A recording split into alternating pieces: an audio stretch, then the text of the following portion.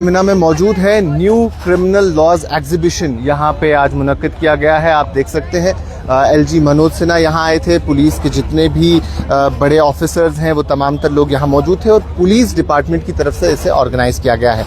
जितनी भी branches police department की होती है उनके यहाँ स्टॉल्स देखने को मिलेंगे आपको। फिर चाहे वो crime and criminal tracking network system हो, फिर वो वुमेन्स पुलिस स्टेशन हो, साइबर क्राइम हो, प्रोसिक्यूशन हो, जितने भी आपको पुलिस के अलग अलग ऑफशूट्स मिलेंगे वो यहाँ मौजूद हैं। वुमेन्स पुलिस स्टेशन श्रीनगर सबसे पहले आप देख सकते हैं, क्योंकि लड़कियों के हवाले से, ख़वातीन के हवाले से जो भी कानून है, जो भी कवानीन है, वो उन्हें इसमें गाइड करते हैं, इसमें समझाते हैं कि किस तरीके से खातून, एक लड़की, ख़वातीन अपने हक के लिए आवाज़ उठा सकती है। क्या कुछ प्रोविजंस कानून उन्हें देता है, तो वही सब जानते हैं। हम भी इनसे हम बात करते हैं और देखते हैं, क्योंकि वुमेन्स पुलिस स्टेशन श्रीनगर है। तो ma'am, women's police station Srinagar की तरफ से स्टॉल है, क्या कुछ खास लड़कियों के लिए है, क्या कुछ एडवाइस उन्हें आप देना चाहेंगे? ये जो वुमेन पुलिस स्टेशन है हमारा ये रामबाग में पुलिस स्टेशन है। ये यहाँ पे 3 डिस्ट्रिक्ट्स को जो है ये काटा करता है नीड्स को। पहली हमारी बडगाम आ गई, दूसरी गांधरबल और तीसरी हमारी श्रीनगर आ गई। तो यहाँ पे स्पेसिफिकली जो विमेन रिलेटेड क्राइम्स है, जैसे डोमेस्टिक वायलेंस हो गया, एसिड अटैक्स हो गए, या फिर चाइल्ड ट्रैफिकिंग रिलेटेड कोई क्राइम है, या इसके अलावा डाउरी डेथ्स हो गई, हमारे पास स्टॉकिंग हो गया, वायरिज्म हो गया, ऐसा कोई भी क्राइम जो स्पेसिफिकली विमेन रिलेटेड है, हम उसको उन नीड्स को काटर करते हैं। वी नो दैट विमेन जो है वो हेजिटेंट होती हैं कंप्लेंट्स को फाइल करने में, और वो मेल्स के सामने अपने आप को प्रॉपरली बता नहीं पाती कि उनके साथ ऐसा क्या हुआ था। तो उसके लिए हम जो है पर्टिकुलरली विमेन पुलिस स्टेशन बना है हमारे पास। अगर कोई भी विमेन इन नीड है वो क्या कर सकती है, 181 पे डायल कर सकती है या 1091 पे डायल कर सकती है। इन केस अगर उसके साथ कोई क्राइम होता है तो विमेन स्क्वाड हमारा एक पर्टिकुलर इसके लिए बनाया है। वो क्या करता है, पूरे श्रीनगर डिस्ट्रिक्ट में घूमता है। अगर कोई ऐसे क्राइम की रिपोर्ट आती है तो पीसीआर उसको कॉल करता है और इमीडिएटली हम जो है उस पर एक्शन लेते हैं। तो विमेन रिलेटेड क्राइम्स में हमें पता होना चाहिए, सभी को अवेयरनेस के लिए हमने ये जो है स्टॉल खोला है, ताकि विमेन्स को पता चल सके कि जब क्राइम हो रहा है उनके साथ तो उनको कहाँ पे रिपोर्ट करना है और कैसे रिपोर्ट करना है। मैम, जैसे यहाँ स्कूल है, स्टूडेंट्स है, तो स्टूडेंट्स के लिए क्या कुछ खास है, क्योंकि बच्चे हैं तो इन्हें समझाना काफी ज्यादा जरूरी है। बिल्कुल, ये हमारे जो बच्चे हैं, ऐसा नहीं है कि इनके साथ क्राइम नहीं हो सकता, बच्चों के साथ भी क्राइम होता है। खासकर हमारी जो छोटी लड़कियां हैं, ये इनको गुड टच क्या है, बैड टच क्या है, इनको पता होना चाहिए। अगर इनके साथ क्राइम होता है तो इनको क्या करना है, घर में ये कैसे EFIR कर सकते हैं, ठीक है, किस तरीके से अपनी कंप्लेंट लॉन्च कर सकते हैं। तो ये सब चीजें के लिए हम इनको आज अवेयर कर रहे हैं यहाँ पे। Thank you so much ma'am. तो खवातीन के लिए क्या कुछ कवानीन है, वो वुमेन्स पुलिस स्टेशन की तरफ से जो स्टॉल लगा है उसमें वो इन्हें बता रहे हैं। क्या कुछ खास इन्हें करने की जरूरत है वो इन्हें बता रहे हैं। EFIR किस तरीके से करते हैं वो तमाम तर चीजें इन्हें बता रहे हैं। Crime and criminal tracking network and system, क्या कुछ खास इस स्टॉल में है वो यहाँ इनके इंचार्ज से जानते हैं। सर, क्राइम और क्रिमिनल ट्रैकिंग नेटवर्क सिस्टम, क्या कुछ खास है इसमें, क्योंकि क्राइम तो होता है, उसको किस तरीके से ट्रैक किया जाता है, क्या कुछ सिस्टम होते हैं उसके बारे में बताएं। थोड़ा सा मैं ब्रीफ दे दूंगा। CCTNS क्या है? ये बेसिकली डिजिटल प्लेटफॉर्म है। जो भी पुलिस प्रैक्टिकल वर्क पहले मैन्युअली होता था उसका डिजिटाइज्ड वर्जन आप समझ लीजिएगा। Right from the beginning of जो भी कंप्लेंट होती है, जो बाद में FIR में रजिस्टर हो जाता है, और उसके द इन्वेस्टिगेशन पार्ट जितना भी है, अप टू जो conclusion of the case on it's merits जो कोर्ट में जाता है, सारा आजकल डिजिटाइज्ड हो रहा है। तो आपको लिटरली पेपरलेस सब कुछ ऑनलाइन हो रहा है। तो उसके लिए जो प्लेटफॉर्म हमारे पास है, ये ऑल इंडिया लेवल पर है। CCTNS इस प्रोजेक्ट का नाम दिया गया। तो नए क्रिमिनल लॉज जो 1 जुलाई 2024 से इम्प्लीमेंट हो गए, उसमें जो टेक्नोलॉजिकल इंटीग्रेशन लाया गया ताकि विक्टिम सेंट्रिक हो जाए और ट्रांसपेरेंसी लाए, उसमें जो भी टेक्नोलॉजिकल इंटीग्रेशन है वो CCTNS में लाया गया है। उसके लिए सबसे पहले EFIR को इंट्रोड्यूस किया गया। EFIR बोले तो अभी कोई भी बंदा घर बैठे अपनी कंप्लेंट रजिस्टर कर सकता है, लेकिन उसके लिए उसको 3 दिन के अंदर अंदर थाने में जाके उस कंप्लेंट को फिजिकली साइन करना है ताकि वो ऑथेंटिक माना जाए। दूसरा रहा उसमें जीरो एफआईआर हो गया। पहले हमारा क्या होता था, जब भी कोई बंदा जाता था थाने में उसका कोई केस रिपोर्ट करने के लिए, उसे कहा जाता था कि ये हमारे थाने का ज्यूरिसडिक्शन नहीं है, किसी और थाने का है, तो उसको पता नहीं होता था। तो उस चीज को काउंटर करने के लिए क्या कहा गया कि विक्टिम है या कंप्लेनेंट है, किसी भी थाने में जाएगा, वहां पे वो अपनी कंप्लेंट रजिस्टर करेगा irrespective of the jurisdiction of the scene of occurrence. उसके बाद वो थाने से जिस पर्टिकुलर थाने को वो केस होगा पर्टेन करता होगा वहां पे उसको ट्रांसफर करते हैं ऑनलाइन सारा, इसमें मैनुअल कहीं नहीं आ रहा है, उसको 0 FIR कहा गया। उसके बाद फिर SMS अलर्ट्स, ईमेल अलर्ट्स, वो क्या है, कंप्लेनेंट जब कंप्लेंट करता है तो उस कंप्लेंट का क्या है उसके अलर्ट्स आ जाते हैं कंप्लेनेंट को, विक्टिम को, या कोई अरेस्ट हो गया, कहीं कहीं पहले जमाने में होता था अरेस्ट हो गया किसी को पता भी नहीं चलता था, आजकल जो अरेस्ट होता है उसके अरेस्टी के नेक्स्ट किन जो भी उसका होगा वो अरेस्टी अपना बता देगा उसका नंबर, तो उसको भी SMS अलर्ट आ जाएगा कि आपका ये बंदा यहाँ इस थाने में बंद है। ये इस पे लाया गया SMS, अगर वो ईमेल देता है तो ईमेल के जरिए भी हो जाएगा।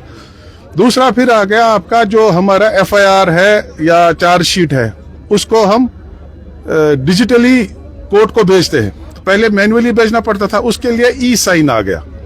फिर जब इन्वेस्टिगेटिंग ऑफिसर अपना इन्वेस्टिगेशन करता है, ड्यूरिंग इन्वेस्टिगेशन पहले वो विक्टिम का रिकॉर्ड स्टेटमेंट रिकॉर्ड कर लेता था मैन्युअली, आजकल उसके लिए एक दूसरा प्लेटफॉर्म आ गया है ई-साक्ष्य। ई-साक्ष्य में सीन ऑफ क्राइम की वीडियोग्राफी करेगा, उसमें टाइमलाइन का टैग भी लगेगा और GPS टैग भी लगेगा कि कहां पर किया गया है ये रिकॉर्ड, ताकि कोई वो जैसे कहा गया कि ट्रांसपेरेंसी के लिए है, मैनिपुलेशन ना हो। तो ये सारा सब कुछ इस पे CCTNS पे हमने इंटीग्रेट किया हुआ है। Thank you so much sir. तो मतलब हर एक चीज अब डिजिटल होगी, डिजिटल प्लेटफॉर्म पे मिलेगी, तो तमाम तर चीजें FIR हो या FIR बन गया है, आपका चार्जशीट हो वो डिजिटल है, कोर्ट के पास वो जाना हो वो भी डिजिटली उन्हें सेंड किया जाता है और उसके लिए सिग्नेचर होता है। तो cyber crime investigation centre for excellence. अब साइबर क्राइम आज के ज़माने में बहुत ज़्यादा होते हैं क्योंकि जितना हम डिजिटल दुनिया के साथ जुड़े हैं उतने ज़्यादा डिजिटल क्राइम भी बढ़ गए हैं। सर, डिजिटल दुनिया में डिजिटल क्राइम बहुत ज़्यादा बढ़ गए हैं, किस तरीके से टैकल किया जाता है और इस खास तौर पे आज के दिन पे जो ये यहाँ स्टॉल लगाया है इसका मकसद क्या है? Actually with the advancement in technology ये साइबर फ्रॉड्स बढ़ गए हैं, तो दैट इज़ ऑब्वियस, टेक्नोलॉजी के एडवांसमेंट के साथ इनको बढ़ना ही है, तो उसका रोक भी खोजने की कोशिश चल रही है। तो हम ने एक गवर्नमेंट ने एक पोर्टल इसके लिए national cyber crime reporting portal बनाया है, जिसमें कोई भी साइबर फ्रॉड के रिलेटेड रिपोर्ट किया जा सकता है, उसको बाज़ाब्ता एक एक्नॉलेजमेंट नंबर मिलता है और उसकी ग्रीवेंस को रिड्रेस किया जाता है। इसी तरह 1930 अगर साइबर के फ्रॉड के थ्रू कोई फाइनेंशियल फ्रॉड होता है तो उसमें 1930 एक हेल्पलाइन नंबर बनाया है गवर्नमेंट ने, उसमें रिपोर्ट करने के साथ इमीडिएटली अगर रिपोर्ट होगा तो उसको भी एक्नॉलेजमेंट नंबर मिलता है, उसमें जो फ्रॉडस्टर का अकाउंट होगा वो इमीडिएटली फ्रीज होता है और उससे हम सेव कर सकते हैं, प्रोवाइडेड वो हम इमीडिएटली रिपोर्ट करेंगे। अगर रिपोर्ट करने में कुछ डेज का डिले होगा या महीनों का डिले होगा फिर रिकवरी थोड़ी बहुत मुश्किल हो जाती है, लेकिन अगर इमीडिएटली रिपोर्ट होगा तो फिर वो हम पैसे बचा भी सकते हैं। इसमें जनरल पब्लिक के लिए मेरा एक मैसेज रहेगा कि एक मल्टी फैक्टर ऑथेंटिकेशन रखें हर चीज़ के लिए, क्योंकि उससे उसके लोगों के अकाउंट्स वगैरह बच सकते हैं और उसको इन्फॉर्म किया जाएगा पहले before withdrawal of any money from his account और समथिंग लाइक दैट, तो उसको पहले दूसरा ऑथेंटिकेशन उससे मांगा जाएगा तो वो अलर्ट हो जाएगा। तो दूसरा मैसेज ये मैं पब्लिक को देना चाहूँगा कि लालच में ना आए। मेनली फाइनेंशियल फ्रॉड जो होते हैं उनको किसी प्लेटफॉर्म पर, इंस्टाग्राम पर, व्हाट्सएप पर कोई लिंक आ जाता है जो फिशी होता है, तो उसमें उनको लालच दिया जाता है कि आप 1000 इन्वेस्ट करो, 2000 2 दिन में मिलेंगे। तो इंसान को अलर्ट हो जाना चाहिए कि इतना जल्दी कैसे होता है ये, तो वो उसको प्रॉपरली वेरीफाई करने के बाद ही फिर इन्वेस्टमेंट करनी चाहिए। अगर लालच में इंसान ना आए तो ये फ्रॉड्स बहुत कम हद तक कम हो सकते हैं। आपने पैसों की बात की, UPI ट्रांजैक्शंस में अगर देखें तो ऐसे फ्रॉड्स काफी ज्यादा होते हैं और कश्मीर में भी ये पिछले कुछ वक्त से देखने को मिल रहे हैं। कितने ओवरऑल केसेस हैं जो सॉल्व हुए होंगे साइबर की तरफ से? मैं केसेस के बारे में आपको ऐसे बता सकता हूँ. This year we have been able to recover रफली around 2 crore rupees, 1 crore 89 lakh rupees to be specific, across Kashmir. across our valley. Across our valley. Thank you so much sir. Thank तो 2 फैक्टर ऑथेंटिकेशन जैसे हर जगह आपको आती है, मिलती है, वो करना काफ़ी ज़्यादा ज़रूरी है. उसके लिए आपको ख्याल रखना है, फिशी मैसेज से बचना है. अगर आपको लगता है कोई ऐसी मैसेज आती है जो थोड़ी फिशी है, जहां आपको लगता है कि परेशानी हो सकती है, तो उससे ज़रूर बचें. साइबर पुलिस को कांटेक्ट करें ताकि आने वाले वक्त में और कोई परेशानी ना हो. एंटी नारकोटिक टास्क फोर्स, कई सारे स्टॉल्स यहाँ पे देखने को मिलेंगे आपको, लेकिन अब नारकोटिक टास्क फोर्स का स्टॉल है, तो इनसे जानते हैं कि क्या कुछ इस स्टॉल के बारे में है. नारकोटिक्स के हवाले से हम देखते हैं एनडीपीएस केस भी लगते आते हैं, नारकोटिक्स के रिलेटेड लोगों को पकड़ा भी जाता है. इस स्टॉल का मेन मकसद क्या है, क्योंकि स्कूल में हो रहा है तो बच्चों को कितना अवेयर करने की जरूरत है? एक्चुअली आज का जो पूरा प्रोग्राम है ये न्यू क्रिमिनल लॉज पर ही सारा मुनसर था, लेकिन आप हमारे स्टॉल पे आए और लगा हुआ है हमारा स्टॉल, तो इसलिए बताना ज़रूरी है कि ये जो police station anti narcotic task force है, ये जम्मू में एक है और यहाँ श्रीनगर कश्मीर में जो है वो एक है. यानी कि पूरे जम्मू कश्मीर में ये 2 ही पुलिस स्टेशन है और इनका स्पेशली यही काम रहता है कि ये जो है ड्रग के खिलाफ जो है वो लड़ाई लड़े. इनका और कोई इसके अलावा मंशूर नहीं रहता है. इनका जो मंशूर है वो ड्रग के खिलाफ लड़ाई है. इसमें यह है कि सबसे पहले हमारा ये है कि जितने भी स्मगलर्स, ड्रग पेडलर्स वगैरह है, उनको पकड़ना, उनकी गिरफ्तारी, उनसे रिकवरियां करना, उनके खिलाफ जो है कोर्ट में चालान पेश करना और दीगर कार्रवाई जो इसमें अहम आती है. उसके बाद अगर इस नशे को, इन दवाइयों को बेचने से या हेरोइन या दूसरे किस्म की जो अद्वियात हैं, मंशियात हैं, उनको बेचने से उन्होंने जो प्रॉपर्टियां आज तक बनाई थी, तो उन प्रॉपर्टियों को सीज करना, तो उन पे उनकी फ्रीजिंग, उनको सीज करना वगैरह जो वो भी हम ही करते हैं. आपने आए दिन देखा होगा कि गांव शहर जहां भी इस किस्म के जितने भी लोग इसमें मुलविस पाए गए, तो मैक्सिमम हम उनकी जो प्रॉपर्टियां हैं जो इस वजह से उन्होंने बनाई है उनको हम सीज कर लेते हैं. सीजर के बाद क्या प्रोसेस होता है? एक बार सीजर के लिए एक स्पेशल सफीमा कोर्ट जो दिल्ली में उनका डायरेक्टरेट है, वहां पर जो ट्रायल चलती है, अगर वो इस दौरान प्रूव नहीं कर सके तो उसके बाद जो है वो गवर्नमेंट जो उसको अपने तहवील में ले लेते हैं. तो दूसरा ये है कि इसके अलावा हमारा जो है रहता है, आपने देखा हो कि आए दिन हम स्कूलों, कॉलेजों और दीगर जगह जो है अपना प्रोग्राम जो अवेयरनेस का वो देते रहते हैं. पिछले सेंसस के हिसाब से जो कश्मीर हमारा J&K है, इसमें तकरीबन 13 लाख के लगभग जो लोग हैं इस बीमारी में जो है फंसे हुए हैं.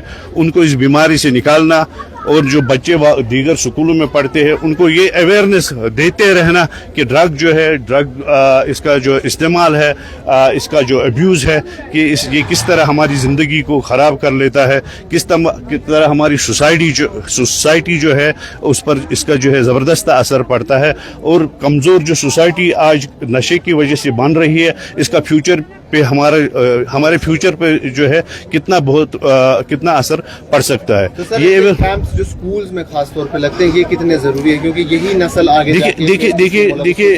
देखिए स्कूल्स और कॉलेजेस में खासकर वो बच्चे जो हायर सेकेंडरी क्लास में, कॉलेज में पढ़ते हैं और जिनकी ज्यादातर जो है इस नशे के दौर में जो है इस तरह जो ज्यादा रगबत रहती है, उन्हीं को इसकी अवेयरनेस देना बहुत ज्यादा जरूरी है. ये प्रोग्राम छोटे बच्चों के लिए नहीं होता है ज्यादा, ये उन्हीं बच्चों के लिए होता है जिनको इस नशे की लत में पड़ने का जो अंदेशा होता है. तो इसलिए हम कॉलेज स्कूलों में ही जाकर जो है ज्यादातर, और ये कोचिंग इंस्टीट्यूट्स में भी हम जाकर जो है इस अवेयरनेस का जो है वो चर्चा करते रहते हैं. Thank you. तो ये नारकोटिक्स का स्टॉल था.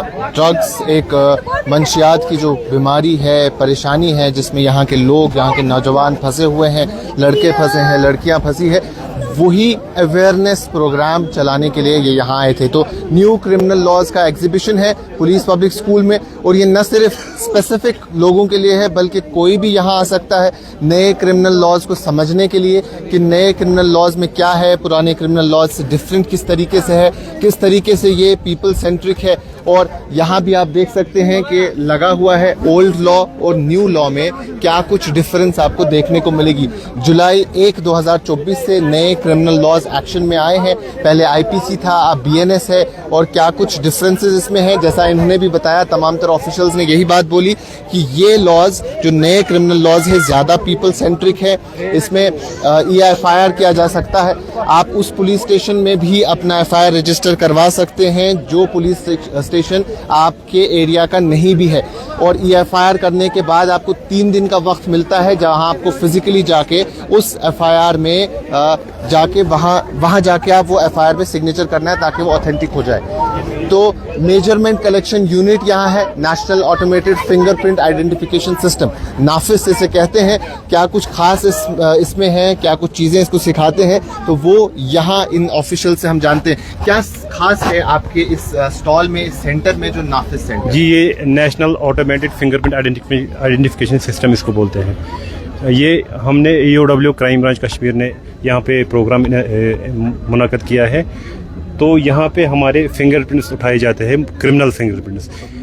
जो ये क्रिमिनल फिंगरप्रिंट्स जब हम उठाते हैं, इसके बाद ये डेटाबेस में चला जाता है। जो जिस भी क्रिमिनल के फिंगरप्रिंट्स इसमें आ गए, अगर उसने कल को कोई दूसरा जुर्म किया पूरी कंट्री में, ये नेशनल वाइड है, किसी भी कंट्री में अगर उसने कोई दूसरा जुर्म किया, किसी दूसरे क्रिमिनल एक्टिविटी में पकड़ा गया किसी भी पुलिस स्टेशन में, वहाँ पे भी सेम प्रोसीजर उसको फिंगरप्रिंट्स लेंगे वहाँ पे।